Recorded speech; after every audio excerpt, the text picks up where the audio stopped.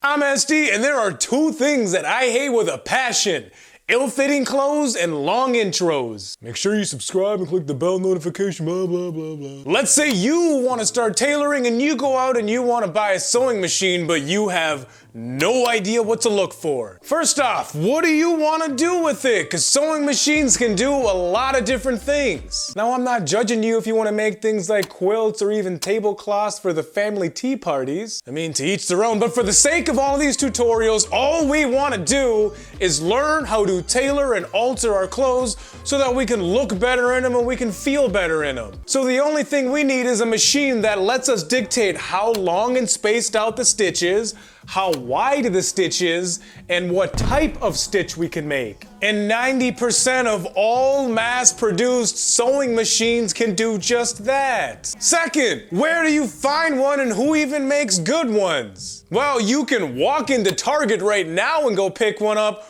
or you can bust out your phone out of your pocket and get one off of Amazon. Now, I want to answer a question that I've seen pop up here and there lately. Those small little portable tabletop sewing machines, are they any good? They are absolutely worth it, and they will definitely do what it is that you want them to do. Now sure, you're gonna wanna stick to thinner materials, things like t-shirts and dress shirts and dress pants, because they're really not all that well equipped to deal with denim. If you wanna deal with things like denim or thicker materials, then you're gonna kinda wanna upgrade a little bit. Now, the basic principles of every single sewing machine really haven't changed all that much in the last like 150 years, but the manufacturing process has.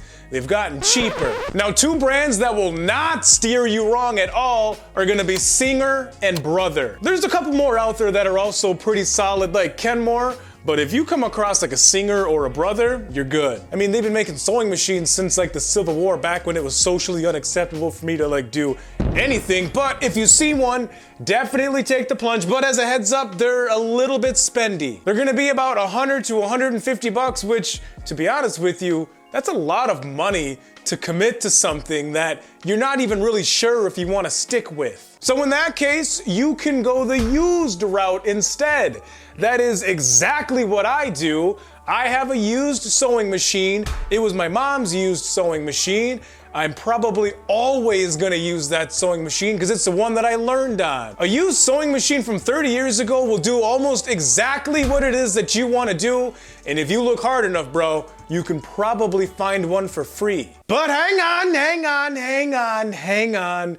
The downside to getting a used sewing machine as opposed to a new one is you're probably not gonna get all the accessories that come with it. So you're probably not gonna get any extra bobbins, you're probably not gonna get any extra presser feet, and you're probably not gonna have the instructions to it, so then you gotta kind of find everything online and piece it all together. And in a lot of ways, they're kind of like used cars. You can get a used car that was very well maintained and is gonna last you, or you can get one that won't. If you got one that was well taken care of, you're gonna be good. But you might get an older one that was not taken care of, and then you end up having to get it fixed. But if you are willing to put in all that legwork, compile all the things that you need online, and maybe even find someone who knows what they're looking at to take a look at it to see if it's actually good, then it's probably worth it. Now go get one. I will see you on the other side. SD out. See ya.